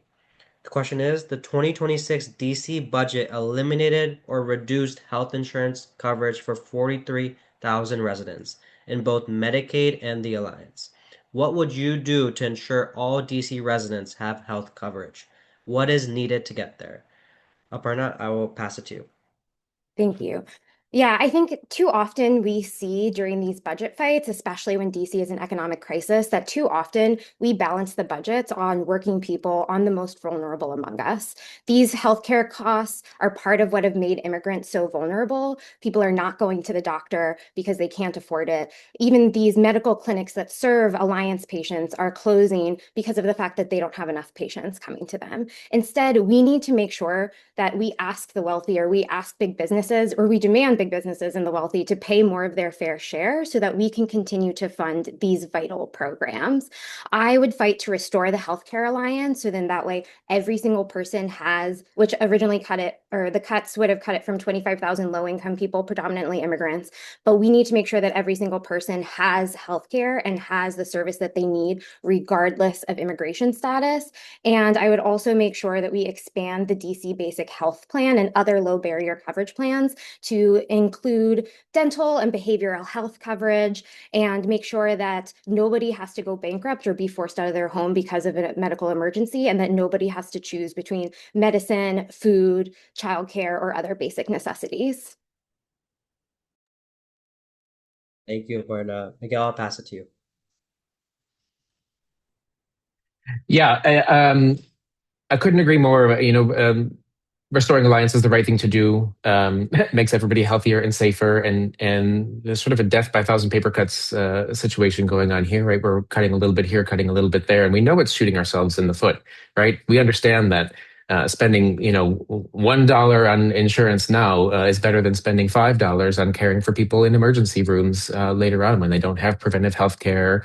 They're afraid to go to the doctor because of pressure from what's happening with immigration enforcement, right? There's a lot of attacks on that system, aside from restoring those programs, which I certainly believe in, I think there's a great risk to the FQHCs, especially in Ward 1. We have Clínica del Pueblo, we have Community of Hope, and their federal funding is under threat. And so I think there's a sort of multi-front battle to wage there, where we need to make sure that we can provide a backstop, but there has to be a sort of offensive strategy vis-a-vis the federal government to explain that those programs are vital and they're cost efficient. Thank you, Miguel. Rashida, I'll pass it to you. Yes. We're cutting benefits to balance the budget, and that is criminal and morally wrong. With the Healthcare Alliance, we're booting people off the rolls, and Trump is cutting back funding for these critical programs. Instead, tax the wealthy. These cuts represent a coordinated assault on poor and Black and Brown families who are disproportionately rely on these programs. It is our lifeline. As a policymaker and a health and human services leader and an Aspen Institute Ascend Fellow and a National Black Child Development Institute Fellow, I understand that these programs aren't just line items in our budget, they're survival for our families. And as DC Council member, I'll fight every bone in my body to preserve these programs and keep them intact. We must restore the Healthcare Alliance immediately, eliminating healthcare for 25,000 residents, immigrant residents, while Trump is terrorizing communities with ICE raids. It is unconscionably cruel. And then I will fight to fully restore that alliance funding and is expanded. We must ensure that public benefits access gets into the hands of those who are undocumented as well. And I will fight to ensure protections there and ensure that those programs remain intact and fully funded. Thank you. Thank you, Rashida. I'll pass it to you, Jackie. Yes, I think that when we talk about this is a human right. Healthcare is a human right. And I work with Councilmember Grant when he introduced this. And the Healthcare Alliance, we work hard. Our women were dying with 5-stage cancer, and they were using the emergency rooms as a doctor's appointment. That cannot be the case. And we have come so much to progress to go backwards.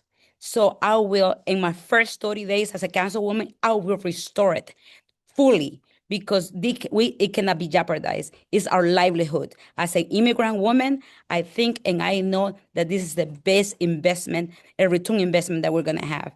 So I know that our children, our seniors have to be protected.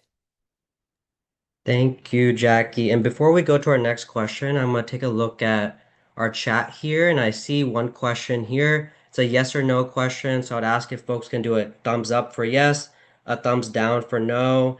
I would prefer you don't do a sideways one. I don't think it looks good either, but yes or no would be great. The question is, yes or no, would you support a resolution that would condemn the attacks in Venezuela and the genocide in Palestine? Yes or no? We're seeing full thumbs up. Let's move on to, thank you all. Let's move on to our next question. Question 5. DC's affordable housing challenges have gone worse despite notable investments. What is going wrong and what would you do differently? We're going to go Miguel, Jackie, Aparna, and Rashida. I'm going to ask it one more time. DC's affordable housing challenges have gone worse despite notable investments. What is going wrong and what would you do differently? Miguel, I'll pass it to you. Huge topic for a minute there, Kush. Yeah, I mean, first principle is that we can't make housing affordable if it doesn't exist, and so I do believe we need to be very targeted right now in this opportunity in the rewrite of the comprehensive plan to facilitate more construction of housing, all types of housing, market rate housing, affordable housing, deeply affordable housing. We've been working on that for multiple years in my commission with a disposition of 1617 U Street, trying to fight for affordable housing, family-sized housing units. All of that has to be foregrounded. We're building a lot of the same type of housing in the district. In terms of affordability, there are problems with the inclusionary zoning program that need to be fixed, and I think we need to put our money where our mouth is and put more financing into programs like DOPA. We talk a lot about TOPA, which is important, of course, too, but the District Opportunity to Purchase Act is something that we don't talk enough about. It doesn't have a dedicated funding stream, and it could be another step in that process of allowing people to secure affordable housing so it doesn't revert to market rate. Thank you, Miguel. Jackie? Yes, can you hear me? Yes, I think that that's like I will take this very seriously because affordable housing, it is what I think I know that will keep our community private. we can expand it through stronger regulations, working with the tenants advocates, and to make sure that we go and these landlords, that they will find loopholes, that they will diminish our tenants, and we have to make sure that our department of buildings, they will have a strong tool to make sure that we are keeping our tenants safe, and that's how we keep affordable housing. But also we have to keep our community engaged on how to reach to us. So that will be, I will work very closely with our partners and DC government and our in oversight hearings to make sure that we are guarding our tenants and renters and homeowners. Aparna? Thank you. Yeah, this is an issue that I have seen so often in my time as a tenant organizer. People are either getting priced out or they're, even if it's affordable housing, they are living in terrible conditions. Elevators don't work, mold in the building, things like that. There's a lot that's not working with our housing system right now. In large part, our housing system is stacked in favor of landlords and developers instead of in the power of the people who actually live here and who deserve better conditions and deserve affordability. One big thing that I'm going to do is reform DHCD's funding priorities so that we can do more to preserve and create deeply affordable housing and workforce housing. I will promote developing housing near transit stations, and I will hold the Department of Buildings accountable to make sure that conditions are being fixed. I will also fund the Housing Production Trust Fund and make sure that tenants who use TOPA actually have the funding to then be able to buy their building and restore TOPA as a universal right, because it is one of the most effective tools that we have to preserve and maintain affordable housing. Thank you. Next we have, sorry, y'all. Rashida, go ahead.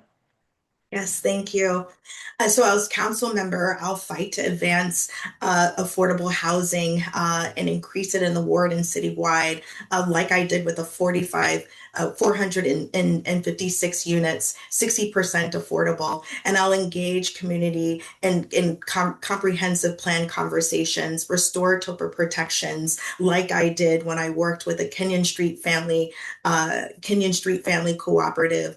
I stood with the Mikasa and DHCD on Georgia Avenue and Kenyon Street to ensure that they are celebrated. They own the building, 24 units.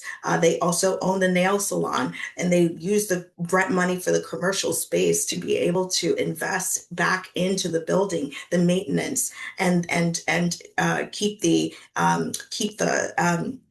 co-payment, keep the co-op payments lowered. As a DC council member, I'll ensure that we fund housing navigators with lived experience, restore ERAP at $20 million, and support anti-displacement programs like HPAP did for me. Thank you, Rashida. I want to remind everybody that DC4D hosts forums, endorses candidates, knocks on doors, and endorses DC budget and legislative advocacy campaigns. There are no membership fees. So to join, just join a monthly meeting like our February 11th endorsement meeting and sign our values at dcfordemocracy.org. Now we asked our folks some questions, some thoughtful questions. Now we're going to move into our lightning round sections. So candidates are asked to give a thumbs up or a thumbs down close to the camera. Not over here, not over here. Probably right here is good. We want you all to answer all questions and try to avoid a sideways thumb. Okay, we want to make sure where you stand on these issues. Okay, let us get into it. Question 1, thumbs up or thumbs down? Would you vote to restore Initiative 82, bringing the tip minimum wage to the full minimum wage? We are seeing a full 4 thumbs up. Second, would you vote to restore TOPA tenant purchase rights for 4-unit buildings, a right that was eliminated last year? 4 thumbs up again. Number 3, we have a question from the chat. Thumbs up or down? Will you fight to support Councilmember Louis George's Green New Deal for social housing? Green New Deal for social housing? Would you support Councilmember Louis George's Green New Deal for Social Housing Act? I see 4 thumbs up. Next question. Would you support applying rent control to any building older than 15 years? Seeing 3 thumbs up. A sideways. We're seeing a sideways. Okay. Next one. Do you support the bottle bill to require large retailers to collect a 10-cent deposit on drink cans and bottles and to accept the bottles for a return? 4 thumbs up. Next question. Do you support a business activity tax to ensure all large businesses pay tax on their income? Do you support a business activity tax to ensure all large businesses pay tax on their income? We're seeing 3 thumbs up and a sideways thumbs from Jackie. Next one. Do you support raising capital gains tax on people with high incomes? We're seeing 3 thumbs up and a sideways from Jackie. Ideally, we do not do sideways thumbs up. A thumbs up and thumbs down would be great. Next question. Do you support police in schools? Thumbs up for yes, thumbs down for no.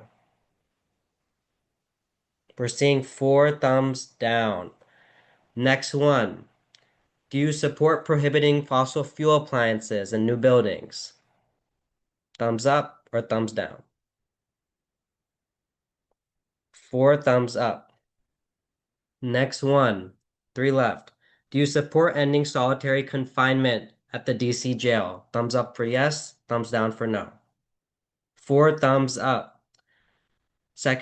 Next one. The council voted to not fund the portion of Initiative 83, allowing independents to vote in primaries of their choice.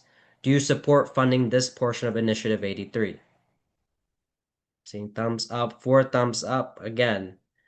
Next, last one. DC has responded to teenagers being disruptive at night by extending curfews. Do you support the expanded curfews? Thumbs up for yes, thumbs down for no. We're seeing all 4 thumbs down. Thank y'all so much. The next section that we have, we're rolling through this, y'all, is our long form question from DC4D members. In this, we're going to ask a minute for the question, or we'll have about a minute for responses. But it's going to be a slightly longer question.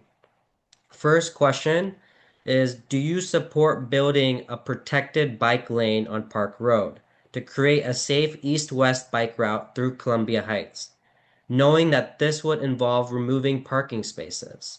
Please feel free to share other plans you have to improve transportation in Ward 1. Rashida, you're up first, and then Aparna, Jackie, and Miguel. Rashida, you could go ahead.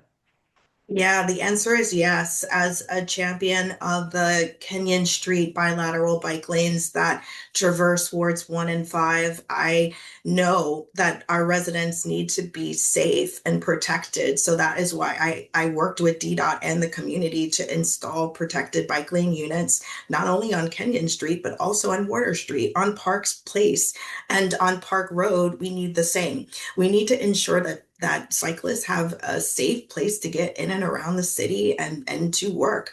I think that parking is hard, right? Like we had to get rid of parking on Kenyon Street, but I also worked to increase parking on Park Place. But because we needed a traffic safety measure, we needed to keep people alive and safe, and it's been saving lives today. So I want to ensure that we have a safe place for our residents to get around in the city. Thank you. Thank you, Rashida. Aparna, we'll pass it to you.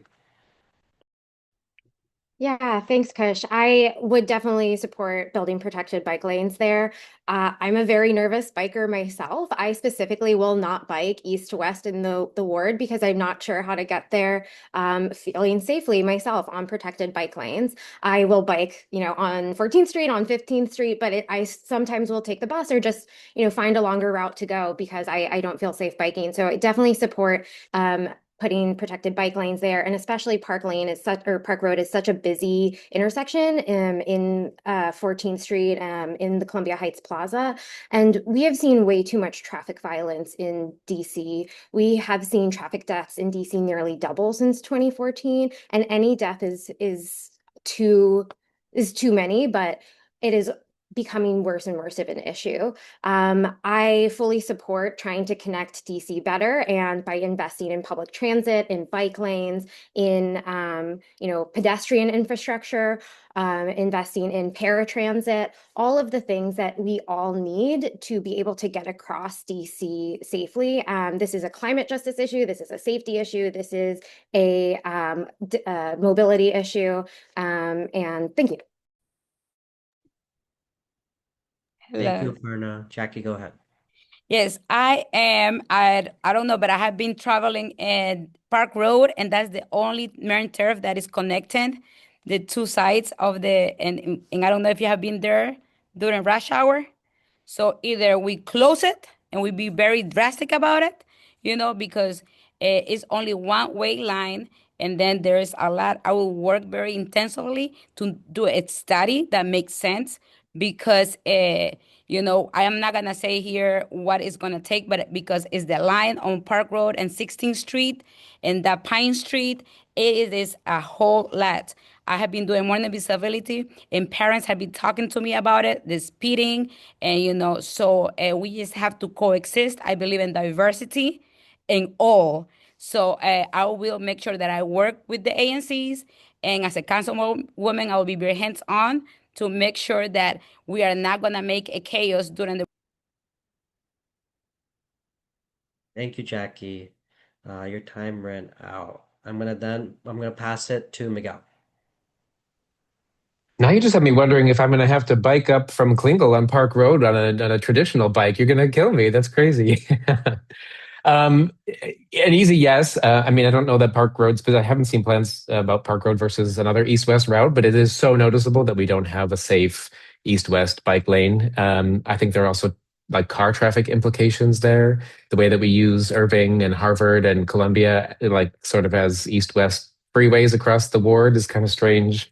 I bet there could be a better system of organizing it. Some of the two ways maybe could be turned to one ways to accommodate and better shape the traffic flow. So definitely, a lot of this is budgetary. No one has brought up the fact that there is already a big queue of bus priority projects and other and protected bike lane projects that are just backed up because DDOT doesn't have the money for them. We've been trying to connect the protected bike lane in Columbia Heights to the one below U Street on 14th Street, and that's just like 10th on the priority list. So I think those programs need some more money. We're trying to redo the intersection at New Hampshire and 16th and U, which is insanely chaotic.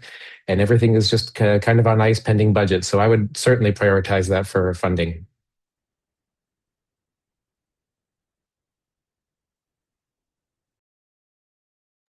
Thank you, Miguel. Let's head to our next question, which is the order is Jackie, Rashida, Miguel, and then Aparna. Question is, how will you work to protect immigrant residents from ICE and resist pressure facing the council to exclude immigrants from DC programs? Jackie, you could go first.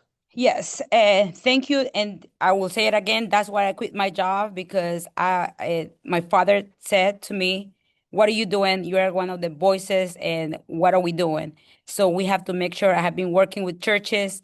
I have been working with clinics to make sure that MPD, that's their job, and that's to guard the DC residents, not as an arm of ICE. That has never been the purpose.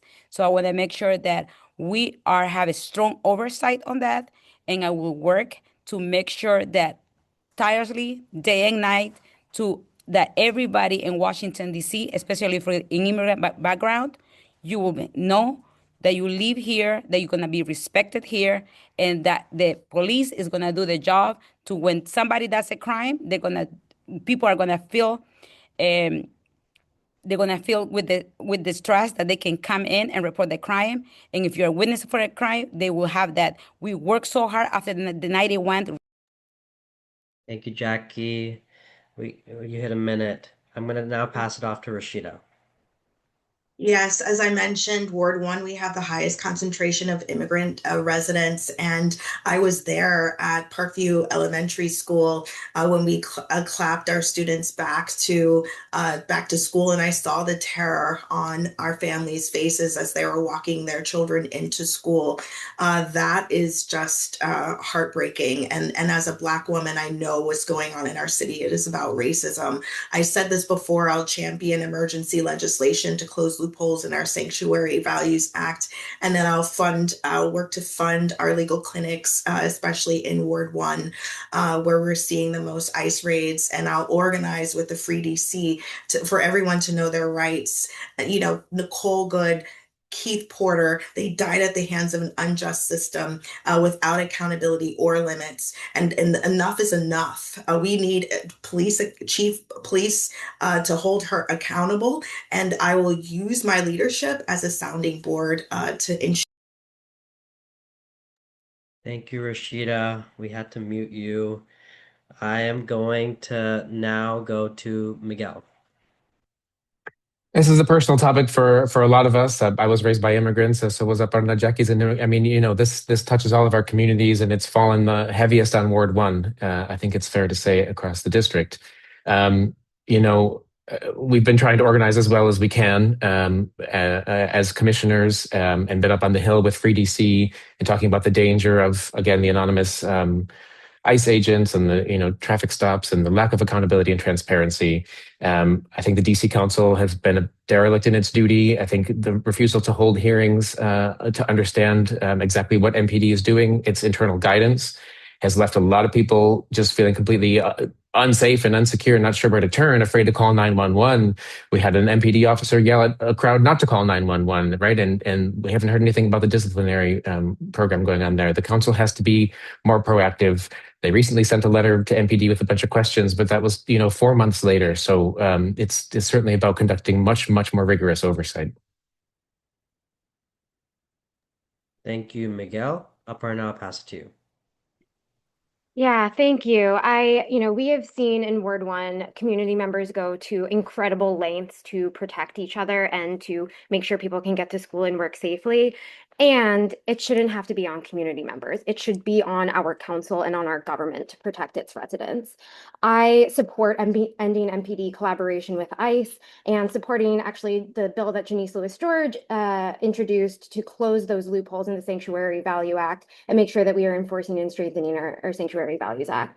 I will hold local officials who violate the Sanctuary Value Act accountable, and I will demand answers from MPD every single day about the actions that they are taking, about how many of their enforcement mechanisms were with ICE or with other federal agents. And I will support funding immigration legal defenders, modeled after a program in New York, so that any immigrants who are facing detention or deportation have legal services to defend themselves. I will fight to restore the Alliance program and sponsor H-1B visas for our international educators. Thank you, Aparna. Yo, we are at 2 questions left. We're in the last few minutes of our town hall. If you look in our chat, you'll notice one topic is ongoing, just like it is on the streets: rats. There's so many rats on the streets, so many rats in the chat. What is going on? I go out in town, I see rats. I wake up in the morning, I see rats.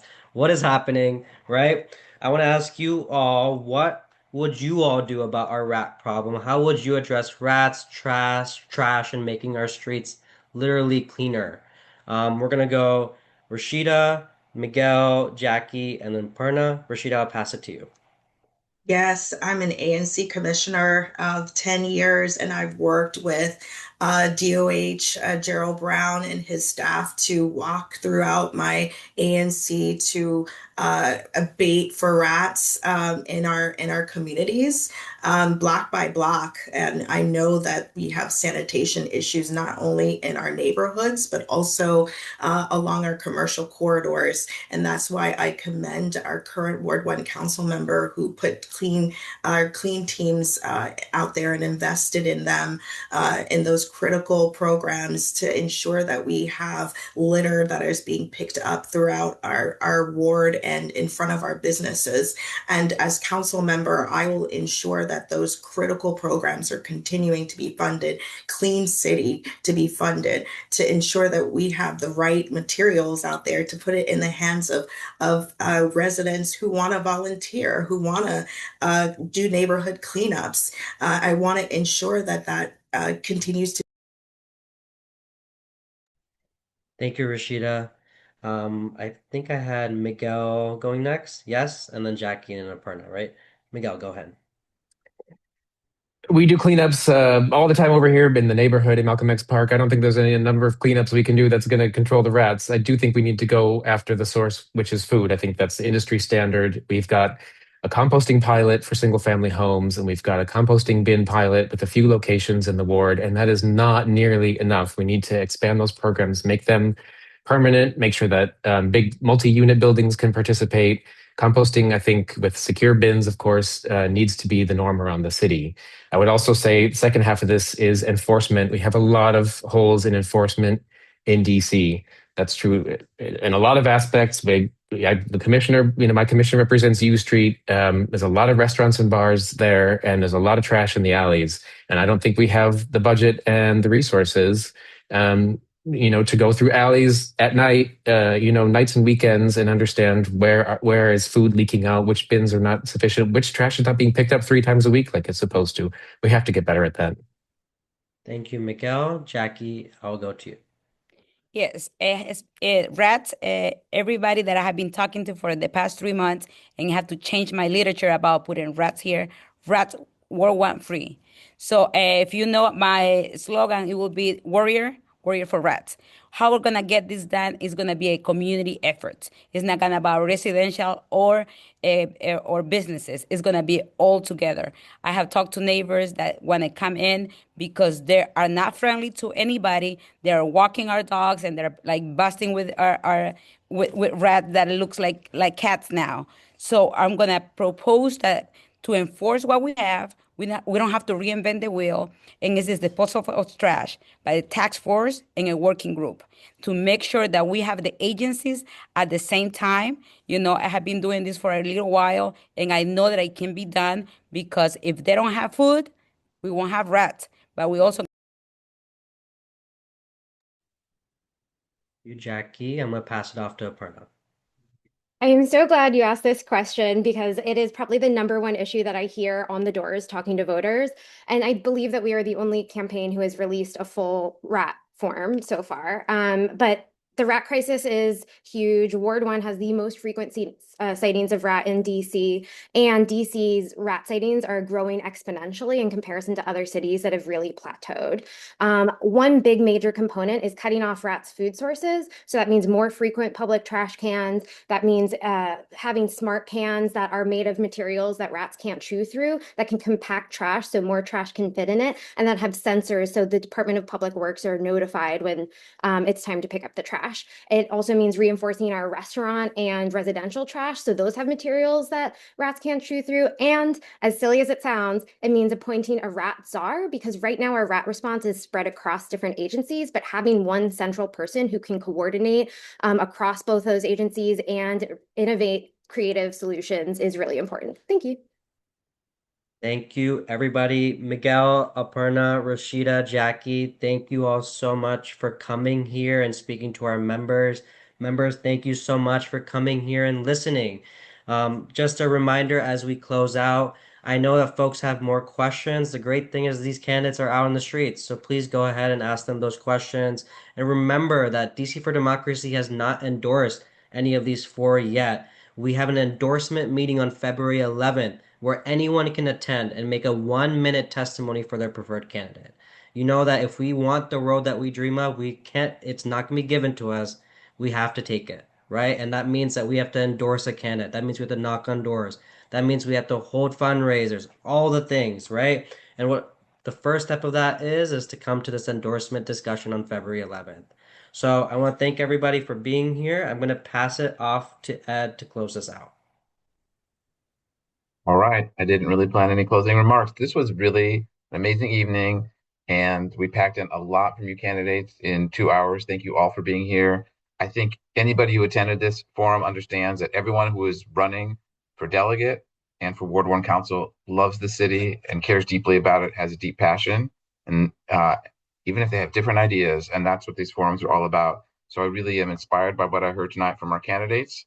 I look forward to seeing you all knocking on doors, but also more importantly at DC for Democracy's February 11th endorsement meeting, where we'll get a chance to hear from you all as members, as DC residents, which candidate you thought did the best, which candidate you support. Thank you so much, and have a good night.